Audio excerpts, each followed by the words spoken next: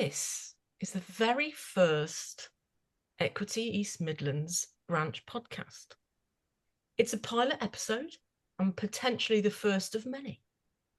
In this episode, we're going to talk about what you might find in future episodes. Yes, there are plans and future series of podcasts from the branch. We might be getting a little bit ahead of ourselves here, but we've got the summer, so bear with us. We've got big plans and we're seriously thinking of making regular content.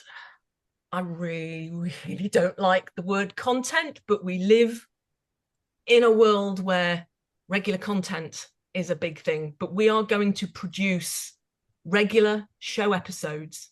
We will talk about that, I'm sure, and all of the things that we like about this industry and things that we don't like. But the key thing is that this is coming from Equity members in the East Midlands to members of Equity who are living in the East Midlands. This is an Equity Midlands Committee production, and you are in good hands. Mel Parker is a voice artist with a home studio here in the East Midlands. Ogborn is an actor, anchor and compere, again here in the Midlands, and Kim Gillespie, theatre director, coach and applied theatre practitioner. Check them out in the show notes. And me, I'm Caron Lyon, but that's not that important right now. I am a member, I'm living in the Midlands, but I'm here to help the committee and East Midlands branch to make these shows for you. And I'm in the show notes as well. So let's get started. I'm going to move my script over here so that I can see the lovely people on my screen. Thanks, guys, for joining me and us together. We've talked about this for a little while, but here we are actually recording. So, Mel, hello. Hi. Tim, hi. I felt like we needed to do a few whoops then when you said this is the first branch podcast. I nearly went, well, we should have. Yeah. And then held myself back. I whooped inside. Oh, did you? Yeah, me too. This one, yeah, we're on audio, so we're going to be doing the audio podcasty bit, so you can listen in your car, you can listen wherever you have your podcast, you can listen in the gym, anywhere you need to listen and you can't see it. But I think we are going to put this on YouTube, so if you're seeing us, we're on YouTube. There's a really nice little structure that you came up with, Kim. So just tell me a little bit about why making podcasts is important. Why are we really doing this?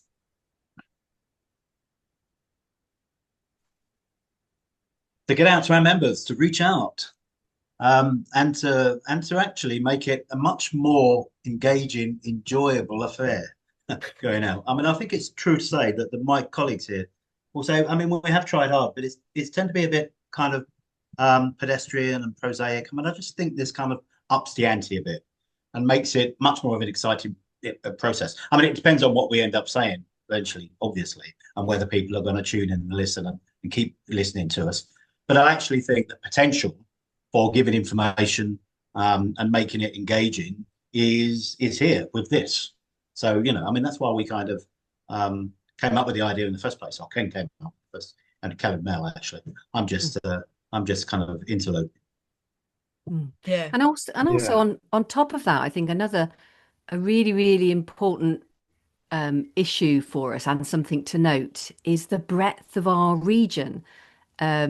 And it's something we've struggled with in terms of, you know, where do you have your meetings and so on and so forth.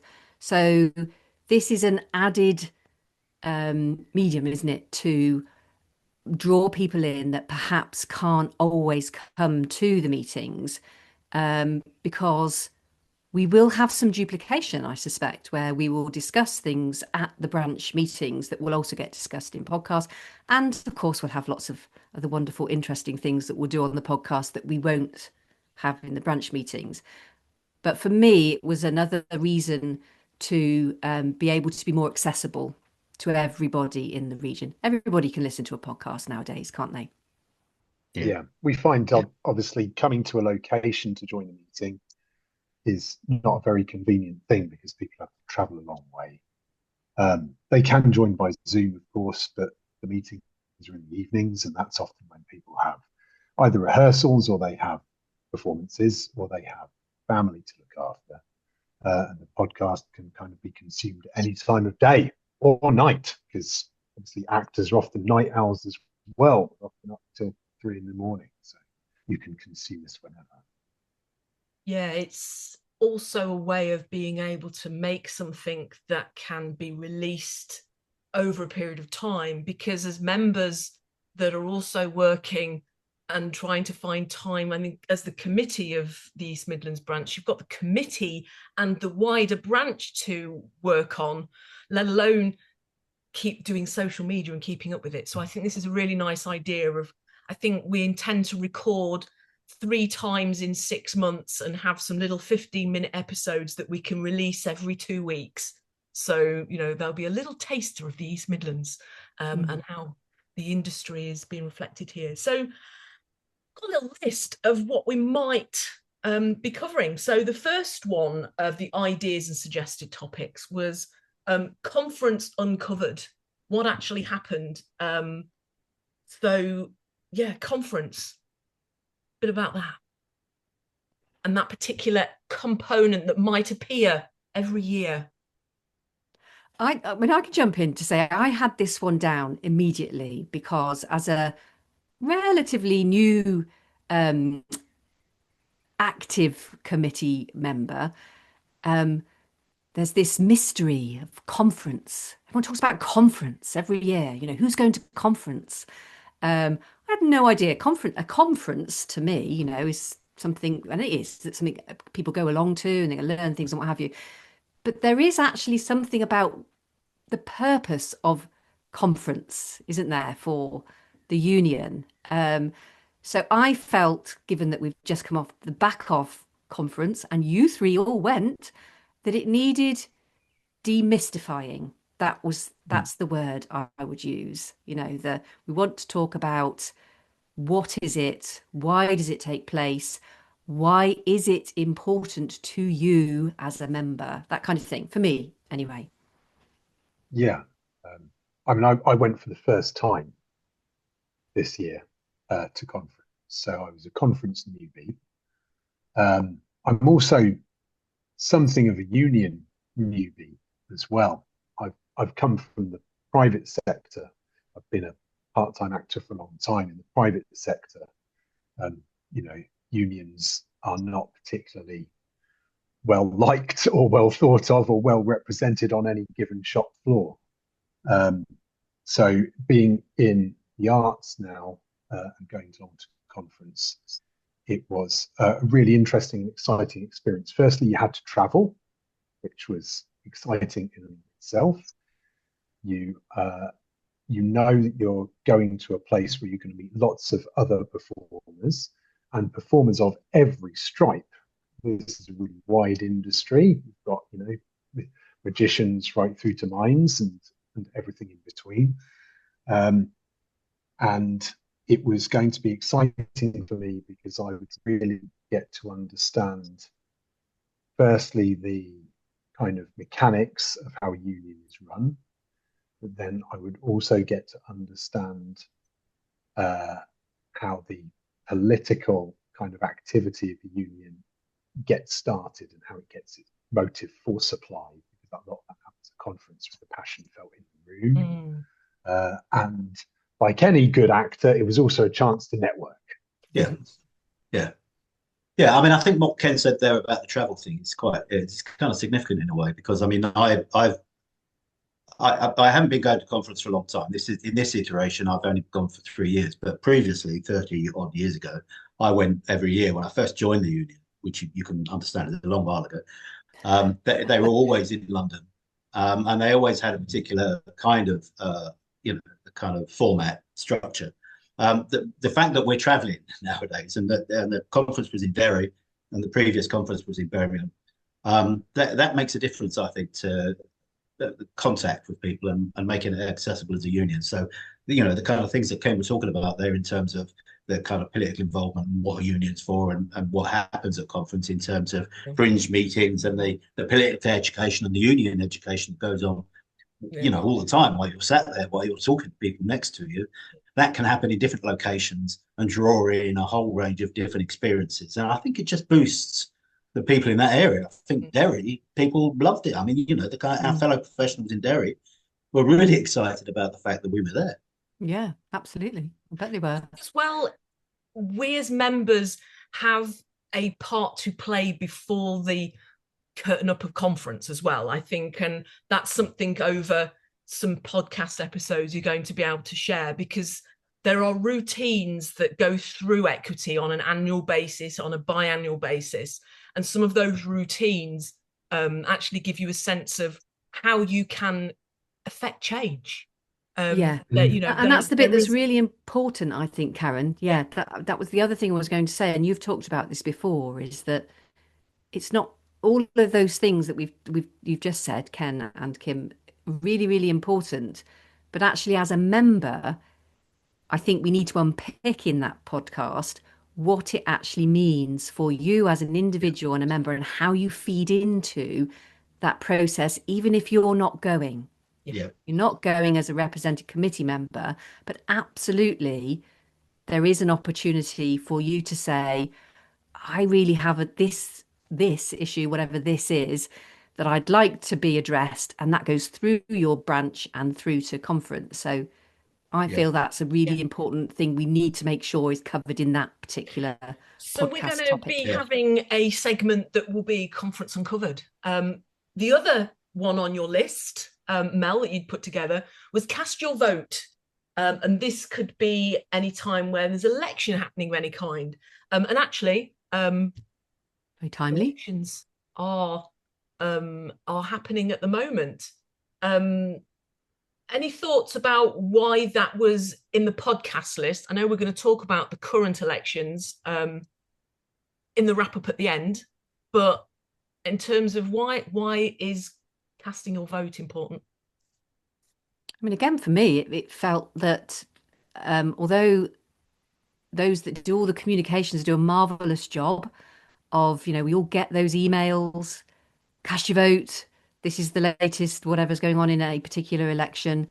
I don't know, do they get lost? Do you feel that sometimes they get lost? Not in every, I don't know what the percentages are in terms of how many people vote, actually. That's an interesting question. There's a new vibe going through the union. At one point, there was like 13% was a height. And I think that's quite common against other unions. So I think not against type to have low voter turnout, I think generally. But in recent years, it has gone down as low as 6%. But I was quite heartened with the recent General Secretary election that popped back up. I think it was at 11%. So I think it had gone back into double figures for the first time. But mandate is massive. You know, it's like the elections will happen anyway, and the people will be voted in. But to be getting a vote, when you get the list that tells you whether you've got in or not, and over the years I've been on various committees, you get to see how many people voted for you. And quite often in equity, you only need 600 or 700 votes to get you in to the committee. And then anybody below like 500 votes hasn't got in if there was a contended if there's a contended committee. But just having, that's not a big mandate. So if you've got like something to say, you kind of like, well, I can say it, but I've only got 500 people that really backed me up. Whereas the larger mandate gives people a little bit more confidence to kind of challenge the union and to challenge, you know. And it's a democratic process, isn't it? It's democracy. Yeah. I mean, we're a union. You know, I mean, in a way, it's at the heart of what a union should do, is give that mandate and the voice to the people, you know. And it doesn't necessarily mean they have to vote, because they're being represented and worked on behalf of anyway. But that vote means that you have got a real active voice in there. The other thing, that you mentioned there a bit, Caron, was the idea of the elections being contested. And I think apart from the numbers, you know, fluctuating between 6 and 11%, whatever, I think all committees, and it's fair to say, isn't it, that all committees are currently being contested, which is a relatively unusual thing to happen. And I think, again, that's the kind of movement that we need to encourage and carry forward. So it's worth talking about just for that, really, to kind of up that. And you get to see who is standing, which I do have a link to the current candidates list, which we'll talk about later. But the next thing that came on the list, which starts to bring it back into a more regional shape, East Midlands Spotlight, wanting to spotlight features on someone or something in the region. That's kind of the really uniqueness about this podcast. It's like, what's on the horizon? What are the sorts of things that are coming up that you think that will be a good section for? This is the bit I'm really excited about, because I make it my mission to travel a lot all over the region. I hope a lot of people listening to this podcast will have bumped into me at networking events. Traveling around as much as I do, come across some really exciting projects in some really small niches, then also people making really big impact for communities which sometimes get left behind. So I'm really, really excited about this one. I think we should do one of these every week or something. I'm going to be voted down on that. No, never, Ken. No. It was a great idea. This one was yours. That's why I put it in there. That we don't do it enough. I think we are known for that actually in the East Midlands, aren't we? Is that fair to say? For not really shouting loud enough about what's great. In fact, I think we do the opposite sometimes. I was like, all these Midlands. And as a result, sometimes we miss out. We miss out on funding.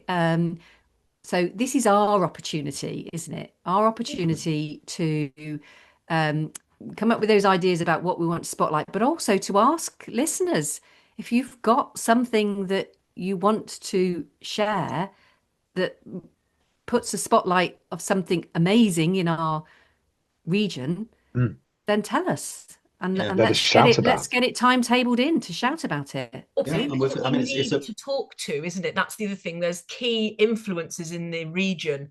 That, is there someone that you've spoken to that you would like to see interviewed? Because then everybody can hear about them. And we're a wide geographical area as well. I mean, we represent different kinds of geographical context. From the coast across to the fringes of the West Midlands and the conurbations and everything else. And there are major cities in the region, and there's a lot of work going on. So we kind of want to hear from you in terms of who it is you want, speaking to us, or being at meetings, or who we need to reach out to, really. Yeah, I think we're a great example of equity across a region, because you have the north and the south, and there are some sort of section regions, and we've got the West Midlands, but the East Midlands, one of its greatest strengths, it's one of its greatest weaknesses, is that you end up playing city top trumps, that Nottingham, Derby, Northampton, Lincoln and Leicester are all similar kind of sizes, and then you've got like Newark and Grantham and West Brit. You've got places that are smaller, but there's actually a lot of places, but our public transport is quite shocking in terms of connecting them up.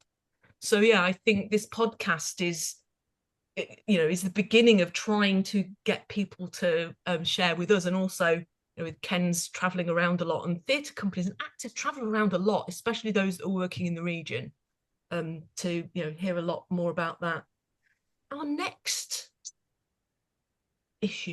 section will possibly be campaign catch-up, spotlighting features that are currently part of the Equity UK-wide campaigning.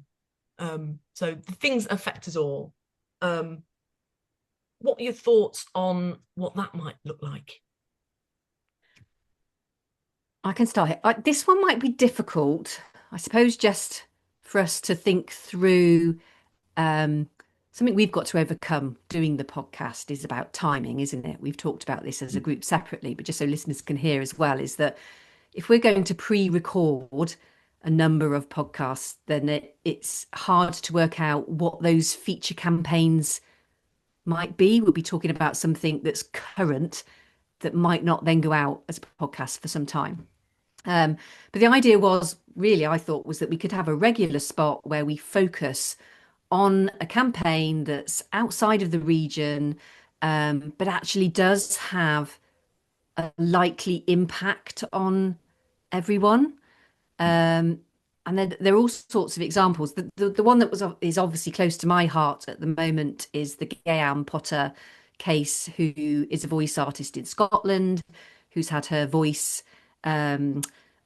unauthorized use of her voice, let's put it like that. So it's a national case that's been taken up by Equity. She's being supported as a member, but it's relevant to so many, everybody in our region, A, that is a voice artist, but also B, everybody, because of the stealing of whether it's your voice, your person, so on and so forth. So yes, one of something for us to work through.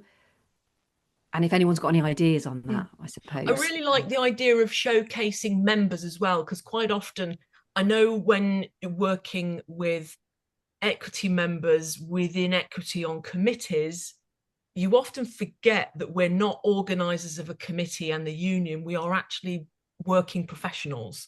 Actors have show reels, and being able to find show reels, which of course I did find a show reel of Ken Ogborn's on YouTube, which you can find in the YouTube links. And of course, you, Mel, on your website have your voice reels. So I was able to, remind myself that, you're a professional working in this sector. And Kim, yourself, the work that you've done across different sectors, also in the show notes. It's a way of us being able to share who we are and what our careers mean to us. We're career people that are wanting to also bring other people up. The two sections that are also little sections that would probably come at the end of podcasts or be sort of, and also things happened, sort of what's on your mind, what you might ask, your opportunity to put in the comments, to get in touch via the email address that's going to be in the show notes, to say what you might want. Also looking at social media, and hopefully with these podcasts going into your feed, the algorithm will start being a little kind and identify that you've listened to the podcast. Therefore, when Equity East Midlands publish a post, that it thinks, oh, you might be interested in this too. So we've got to ride the algorithm river. And then there's the did you knows, there's all those sorts of things, contract rates, all the things that probably don't change, that come out of insurance that we have has just changed, or negotiations for contracts. And a lot of people don't end up being on Equity contracts because there's a lot of independence, but knowing that you can access those contracts and what they mean. So we might want to have a little think about how we make those, dare I use the word sexy? They're not very sexy topics, are they? I mean, that's the downside of those kind of things. The did you know? There's this template contract. I can't quite get my head around, but I think we need to do it. But maybe, and again, if people have got ideas, if there are ideas about how we can make that a bit more interesting and fun, I don't know. Well, where are we now? I guess this is a little bit of an opportunity to give a little bit of example of all of those little podcast sections that might happen because this is the first pilot podcast, the things that are happening now. So where are we now? June 2025. Conference is likely to be a podcast in itself, but the first topic that I have on here, Branch Uncovered. So we've talked about everything that we're wanting to do, but we haven't really talked about the whole thing that triggered this off, is the fact there's a monthly branch meeting. And that monthly branch meeting took place last Wednesday from when we're recording on Monday the 16th. So branch networking meeting, the very first of its kind in the region. How'd it go? Brilliant. It was great. Now's the time to do a whoop whoop, isn't it? Yeah, the woo, woo, woo. It was, I think, really, really fantastic. We had a room of up to around 40 people. I think Mel may have counted 37 at one point. I did. Yeah. So close to 40 when before we've had a turnout of maybe a third to even a quarter of that. And the engagement level was high. Everyone was talking to everyone. I didn't hear a dull moment in that room, basically. No.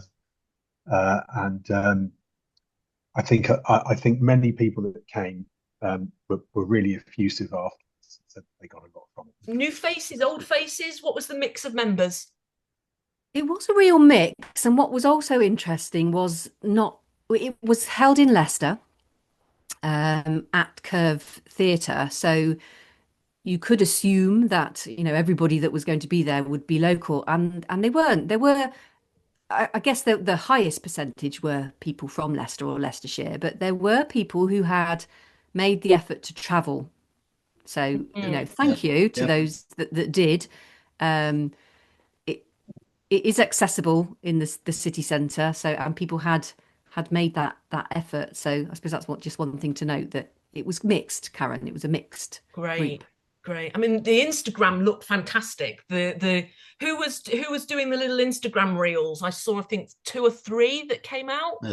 Eleanor did one. I did one. You posted one, I think, Ken. Eleanor's been doing she did one that she then posted on the East Midlands Instagram account and Facebook account. I did one on my business account, but then we shared it. So you saw a few that were out there, Caron. You're right. So yeah, there's, as I say, in terms of in the show notes, you'll find a link to the Equity Get Involved link, which is, if you aren't East Midlands and you just want to know where your branch is, it's a great link to go and have a look at. Also, there's a Find My Branch link, which is in the show notes. So if you want to know all the branches, you can go and have a look at them there. And then there's also Find Your Branch, the East Midlands page. So we've got a little page that we can go to. So that's a page to check in with if you're an Equity member.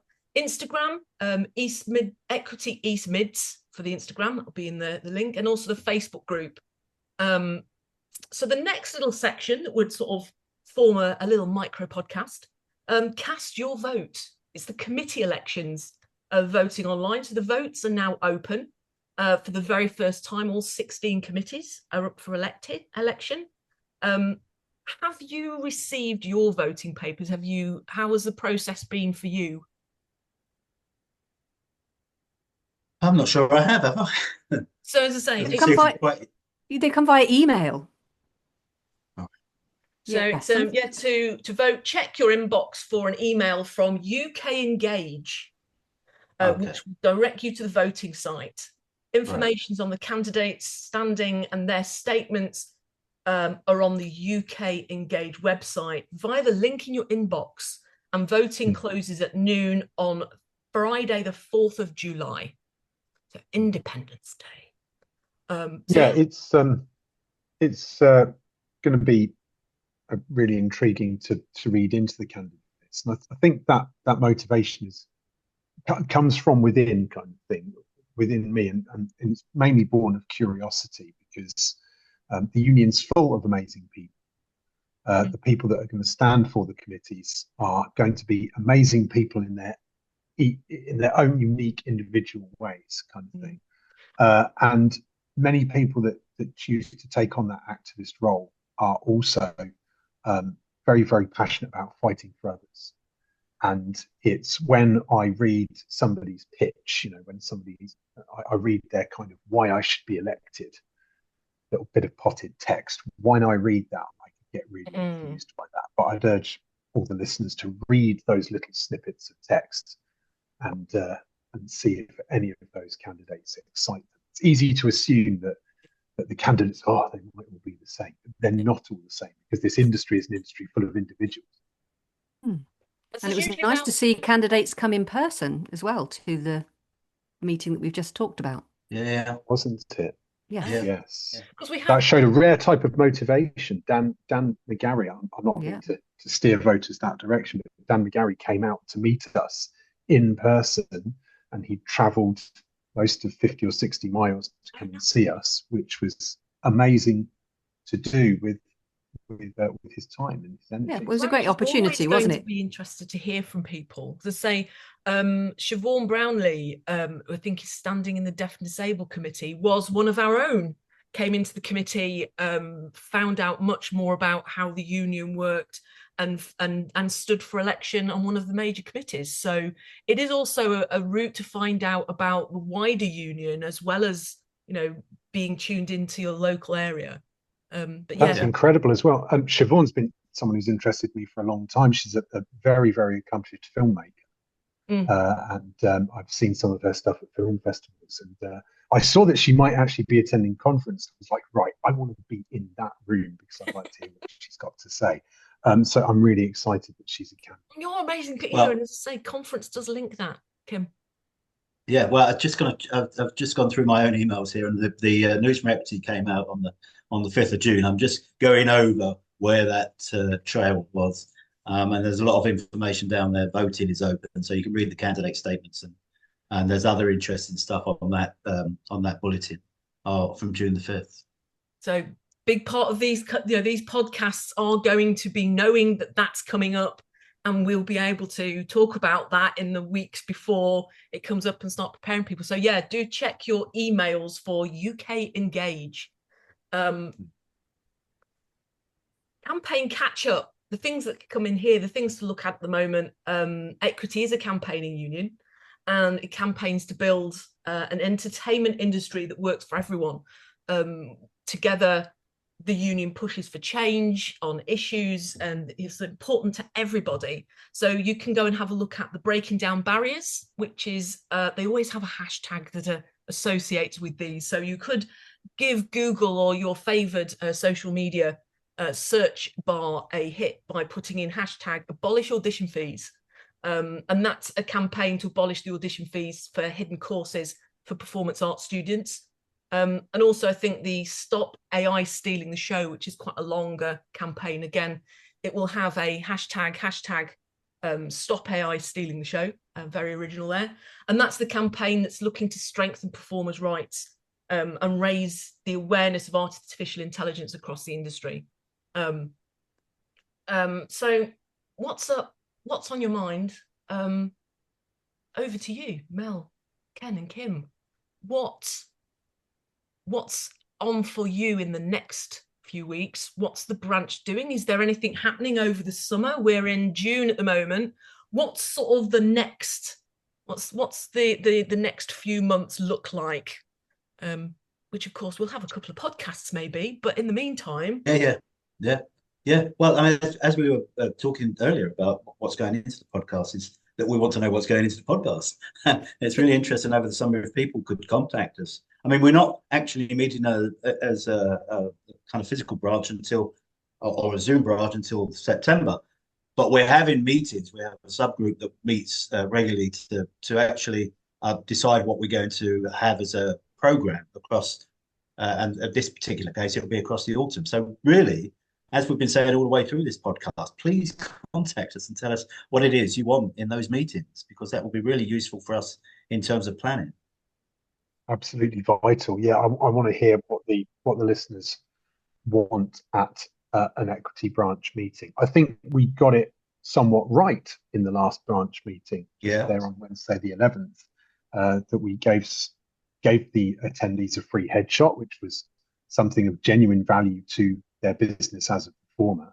And then we also gave them the chance to build connections with other people, which is also added value to their business. And then there was kind of a side helping of union business, which it ended up then being a room in which we're not all sitting around discussing the finer points of a particular motion or discussing union business. And it was probably, we hoped, the least boring way to do a branch meeting. So I'd love to hear what the listeners want more of, and what they want to add value to their business. And it's also fair to say, Ken, isn't it, that we're actually, I mean, it was kind of mixed in terms of membership as well. I mean, we want people across the summer, if they come across this podcast, to join the union. I mean, we're not just talking to people that are in the union currently that are kind of, that can come to branches immediately, but people who actually have thought, this is tipping me over the edge, I'm going to join the union because I've listened to this and I've heard about that meeting, and this is what I want to do, take a part in the union itself. That's something that perhaps that we didn't note when we talked about that networking session. It was open to non-members. I don't know what the mix in the room was. I think there were more members than non-members, but there were definitely non-members there. Definitely there were. So it did attract a couple. I think as the did you know to close, you need to earn £750 over the last year to be able to join Equity, having worked in the industry. I'm sure it's something that we'll talk in an episode in itself, but it's not a huge hurdle. It's basically being able to demonstrate that you have earned professionally £750 professionally. And that, I guess, is the did you know? You can go and check out the Equity website. Notes in the show notes. Advice and support is another section. But this has been Equity East Midlands Branch's pilot podcast. What are your thoughts? Show notes below. Thank you very much. Thank you. Thank you very much. Bye.